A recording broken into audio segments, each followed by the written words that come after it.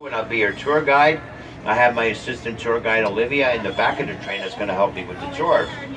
Now for your safety, please remain seated at all times with your heads, hands, and feet inside the car. Please refrain from eating, drinking, or smoking during our tour. Please keep all children, all babies in your lap and not hanging on the railing, please. Very dangerous. You guys ready for a ride on the wild side? Let's go, let's go. Let's go have some fun. Let's go, let's go. Now here at the Bronx Zoo, headquarters of the Wildlife Conservation Society, we are dedicated to saving wildlife and wild places around the world. Today I'm going to be taking you on a wildlife tour of Asia, which will include India, China, Cambodia, Nepal, Pakistan, and Indonesia, all without ever leaving the Bronx.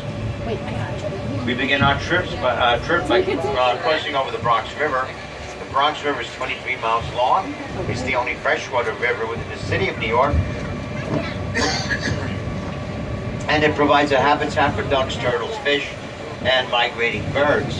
Now our first meadow is pretty much empty, except for a couple of black-buck antelope on the top of the hill. The black-buck antelope are native to India, Pakistan, and parts of Nepal. And they are the smallest antelope in Asia, standing at only 2.5 to 3 feet tall. A mature male will have a dark chocolate brown coat, much darker than that, and long spiral horns. And females and juveniles are tan and white in color. Now also, there goes a mature male coming down the hill right now with the dark chocolate brown coat. They don't start the year that color. They're kind of like the others, and then they get darker. Also in the exhibit we have axis deer, which have been exhibited at the Bronx Zoo since 1899, and it's one of the few deer species that are born with spots and keep their spots for their entire lives, while most other deer lose their spots as they mature. They're native to India and Sri Lanka. And last but not least, we have the Barasingha deer, which is a large honey-colored deer, also known as a swamp deer. They're native to India, and in the Hindi language, the word Barasingha means 12 tine, because the males can have 12 to 14 points in their antlers. Now in about 8 to 10 minutes, we'll be on the other side of the exhibit where the animals came from, and we'll get to see the animals I just mentioned that we didn't see. In the meantime, these huts we're passing represent an important conservation story involving the Barasingha deer. In 1970, there were estimated to be only 66 of the Barasingha deer remaining in central India. But this population was saved by the cooperation of the local Indian community. Like the shacks you see here, there were many small farms using space in and around India's Kanha National Park. These people were coming into contact with the deer and the tigers and were also living there. Through cooperation with the Indian government, local communities agreed to relocate their villages. By moving, the farmers still had land to farm, but the tigers and their prey got more room to roam. That was only half a train. There's a reason for that. No, it's because we have to have a person in the back of the train. And we don't have enough people. So that's why this one just came. Like the dinosaur and the dodo bird, we all know that a species that is extinct is lost to us forever. The next animals we're about to see were on the brink of extinction. In fact, the Mongolian wild horse was extinct in nature, could only be found in captivity. Now, the Mongolian wild horse has a long and rich history, which is well entwined with our own human history. The first accounts of Mongolian wild horses come from rock engravings, paintings, and even cave drawings that date back more than 20,000 years. And the first written accounts were from Tibet, sometime around 900 AD. But these horses remained largely unknown and unnamed to the Western world for many years. During an expedition to Central Asia in 1879, a famous Russian explorer and naturalist, Colonel Nikolai Przewalski, encountered the horse in western Mongolia. Because of his discovery, this species is also known as Przewalski's horse. These are one of my favorites of the entire tour. Now, the Mongolian wild horse is the only true species of wild horse that is alive today, and its appearance differs from the domestic horse, has a stockier build, shorter legs, and an erect mane, which resembles a mohawk haircut. That mane is also missing a forelock, the piece of hair which normally falls in front of a domestic horse's forehead.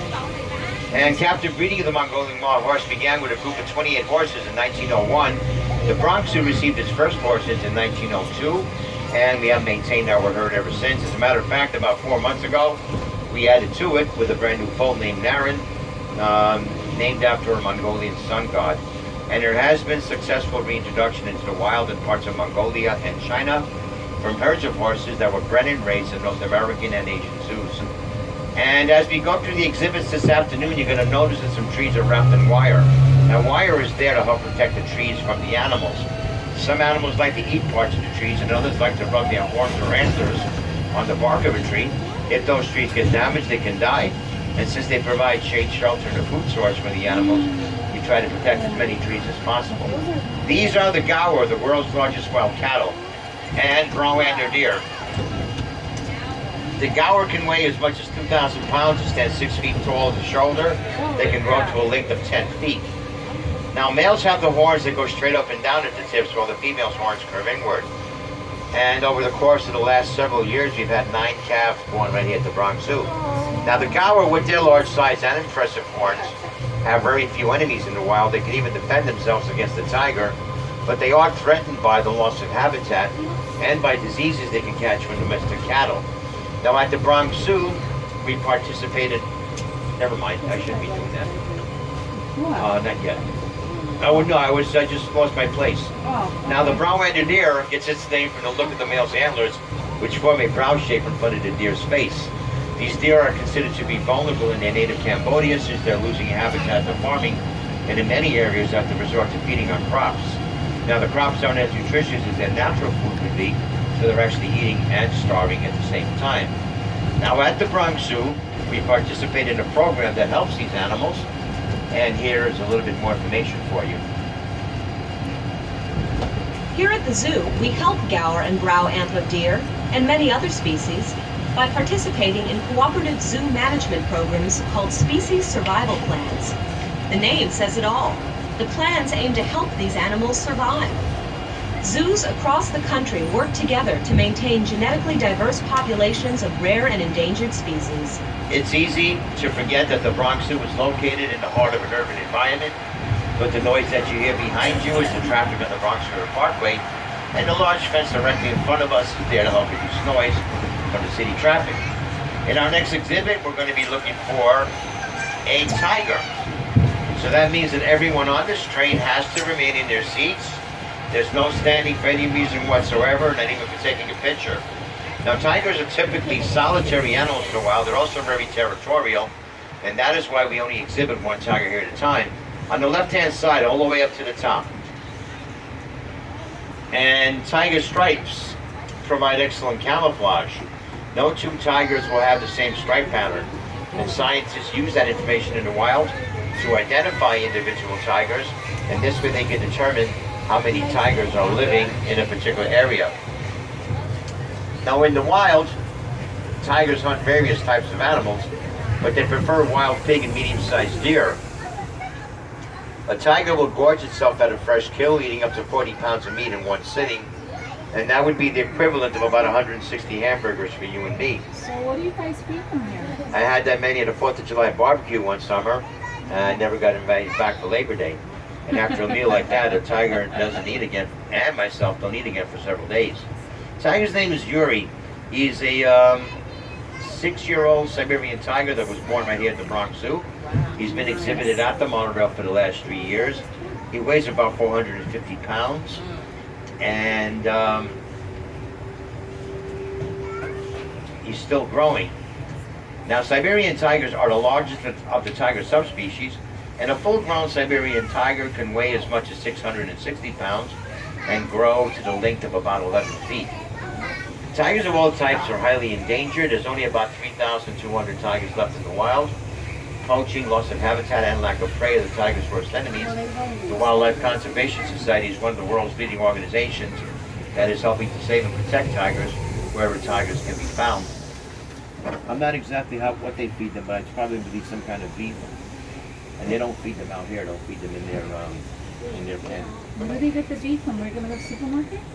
I'm sure they get that. They get big deliveries of hay.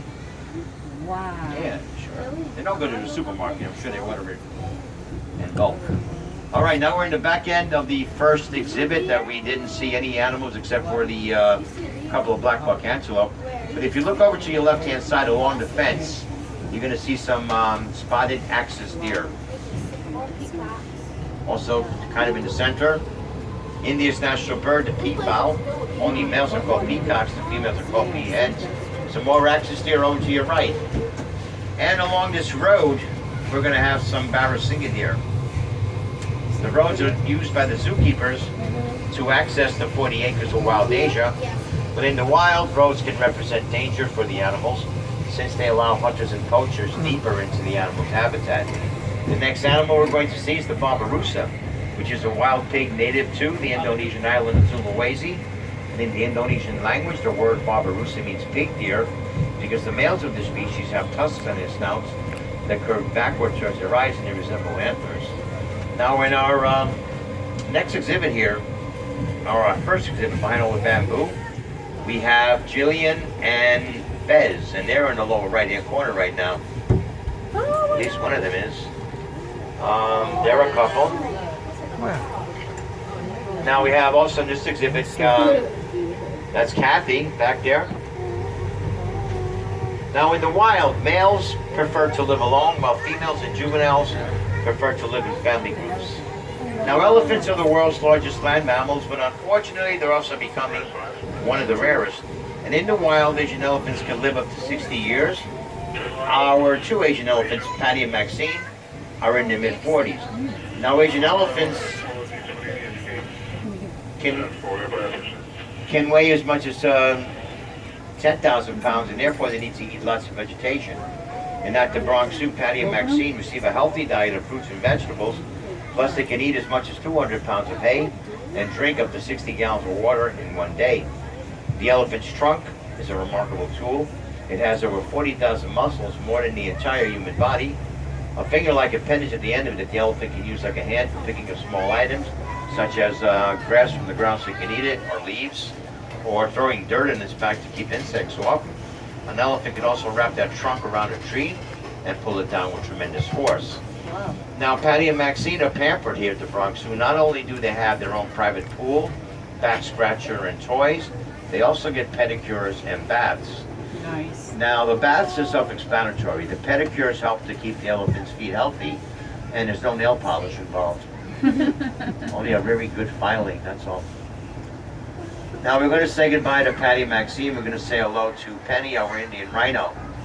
There's only about 2,000. She's all the way up in way in the top there by the rocks. I'm going to speed up to try to get a better perspective in a moment. Now, there's only about 2,000 Indian rhinos left in the wild between India and Nepal. And at the Bronx Zoo, we currently care for 5 of the endangered species. And we've been quite successful at breeding rhinos in captivity here at the Bronx Zoo. Over the last several years, we've had 11 births here. And our last rhino was born back in the summer of 2013. The very first rhino born here at the Bronx Zoo was back in 1986. Now, an interesting fact about the Indian rhino that I'm sure the moms on the train will appreciate, the gestation period for an Indian rhino is 16 months. Now, could you imagine being pregnant for almost a year and a half and then giving birth to a baby that could weigh as much as 150 pounds? That baby will stay with its mother for about 2 to 3 years, although weaning only takes 12 to 16 months. Now, contrary to popular belief, rhinos are not armor-plated and they don't have a very thick skin. As a matter of fact, they have a thin layer of skin that has many folds. That skin is sensitive to sunlight and to insect bites, and that is why you'll often find rhinos wallowing in mud or covered in mud because the mud helps to protect and soothe their skin. Now, this mud wallow that we're passing has been here since 1977, the year that Wild Asia first opened, and over the years, the rhinos have shaped this wallow to their liking. And as you can see, rhinos are very large animals. They can weigh as much as 4,000 pounds, but they can still run at speeds of up to 30 miles an hour. But that's not fast enough to outrun poachers who are hunting and killing the rhino for its horn. The horn of a rhinoceros is very different from that of a goat or antelope. It is not attached to the skull. Rhino horn is made from compressed keratin fibers, the same material that is found in fingernails and hair. Although rhinos are a protected species, poaching still occurs. Rhinos are killed for their body parts, as some people believe that this horn had special medicinal powers. It is also used as an ingredient in some traditional Asian medicines, and the rhino horn is also prized in some cultures for making dagger handles.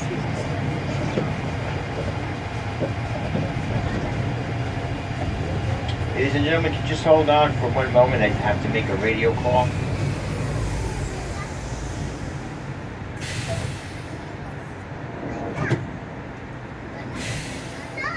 Monorail base, this is train 2 in Block 7.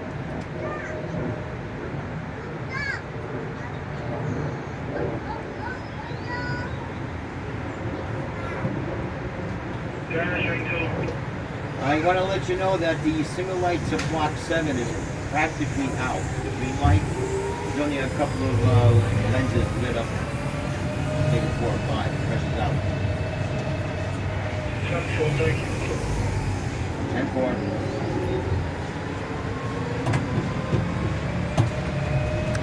Now in this next exhibit here, we're going to be looking for several different animals. Around along the fence here, we have a Zambar deer, one of the largest deer in southern Asia, standing at 5 feet tall to shoulder, weighing 650 pounds. And the male's antlers will reach a length of 3 feet once they're fully grown. As you may know, deer will shed their antlers once a year and then regrow them. Also in this exhibit, we have the nilgai antelope, the largest and fastest antelope in Asia, running at speeds of up to 40 miles an hour. We have a male and 2 females. The male has short horns, the females do not, but all 3 have distinctive black and white stripes above their hooves that make them look like they're wearing socks. And in the Hindi language, the word nilgai means blue bull, because males get a bluish gray tinge to their coats once they mature. Now we also have the hog deer, and they are called hog deer simply because they're short and stout like a hog, and they prefer to creep and crawl rather than run and jump like other deer. And the Formosa sika deer, native to Taiwan, which is formerly known as Formosa. They are a spotted deer, and those spots are more visible in the summer, less visible in the winter when their coats get thicker. So now let's see what we have going on here. Along the fences, over to your left, we have some hog deer. The little reddish brown deer that you see behind the Zambar deer are India muntjac deer, also known as barking deer. So Zambar deer are large chocolate brown deer. Formosa sika deer, this is one of them. We can't see the spots because they're getting their winter coats already. Nilgai antelope are sitting down by that fallen tree. And that black and white bird, I don't see it where it is now. Okay, it's over by the stream. That is a red-crowned crane, native to Siberia and northern China. Largest crane in the world, standing at 5 feet tall with a 7-foot wingspan. And over to our right is home to China's tufted deer. We got 1, 2, 3. These deer are extremely elusive in the summertime because they only weigh 40 pounds fully grown. And they have that dark brown coat. They don't like the heat of summer, so they'll find themselves a shady spot to sit in. And if they don't move, you won't see them. But in the fall, they do like the cooler weather, so they'll be more active. Now, they get their name tufted deer from a tuft of hair that sits on top of their foreheads. They also have elongated canine teeth that protrude from their upper lip like a tusk, and that gives them their nickname, the vampire deer. Now, the Bronx Zoo is fortunate to be one of the only zoos in the world outside of China to exhibit China's tufted deer. And you may think that deer are quiet animals, but in fact they're not. They make a variety of sounds. They can bark like a dog, they can whistle. If they feel stressed or in danger, they can even growl. Now as we cross back over the Bronx River, we'll be at the highest point of our tour, 35 feet above the water. The Wildlife Conservation Society knows how important it is to protect the Bronx River Corridor and Greenway. We want to make sure the river remains a healthy and viable environment for both the animals and Bronx residents to enjoy. And the rugged rocky terrain in our next exhibit is very well suited for our next 2 animals, both related to the wild goat. We have the markhor and the Himalayan tahr. Markhor are native to the mountains of Central Asia. They're Pakistan's national animal, and they're the largest goat species in the world. In the Persian language, the word markhor means snake horn, because legend has it the males ate a snake, and that's why they have long spiral horns that could reach a length of 5 feet. We have some coming up to your right. The female markhor have about a 10-inch spiral horn, and they had about 14 babies this spring. Now, Himalayan tar are native to the Himalayan mountains, the highest mountains in the world, and they have a triangular shaped horn that is bent backwards and inwards, and that helps to prevent serious injuries. Oh my God.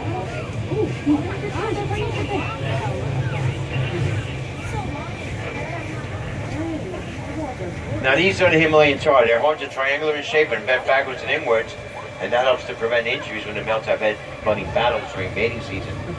Now, both the Markhor and the Himalayan tar are very well adapted to the rugged, rocky terrain here in the Bronx. They have a rubbery core on their hooves which help them to cling to the rocks, much like the sole of a boot. And this is our red panda. This is Mei Mei. People have been fascinated by the beautiful color of the red panda for many years. And in Nepal, the red panda is called Hung Ho, which roughly translated means firefox. Now, the red panda was known to the Western world many years before the more popular giant black and white panda. And although the two species are not closely related,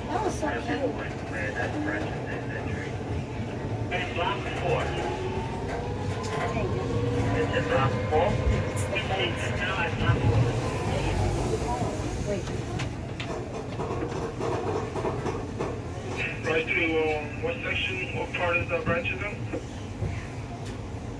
That's all I'm trying to figure out. I need somebody to keep an eye on and keep an ear on that. Know what's up.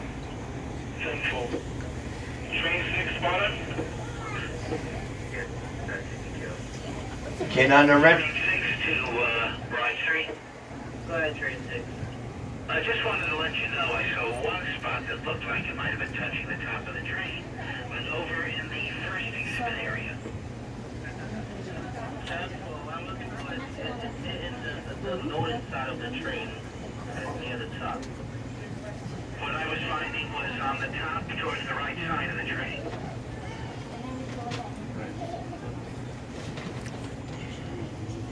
And where was that, Craig?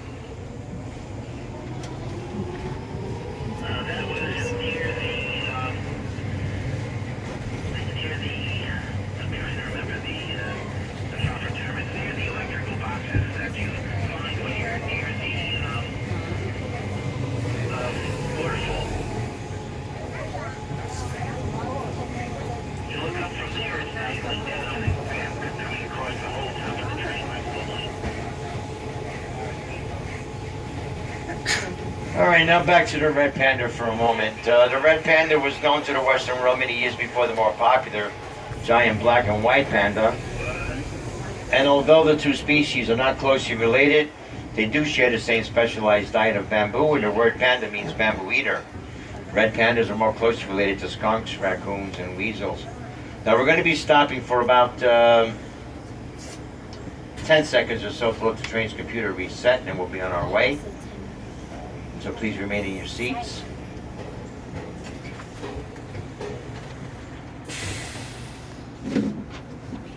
Now we're going to be heading back to the platform, so this would be a very good time to take a good look around the area where you're seated, gather all your belongings, making sure that you leave nothing behind on the train that could spoil your day later on. And for your safety, as we return to the platform, please remain in your seats until the train comes to a complete stop and the doors open. People in the front row will have a step up while exiting, while the people in the back row will have a step down. And on behalf of the Wildlife Conservation Society and myself, Lou, and my partner Olivia in the back of the train, thank you for coming to the Wild Asia Monorail today. I hope you enjoyed the tour, and please enjoy the rest of your day here at the Bronx Zoo.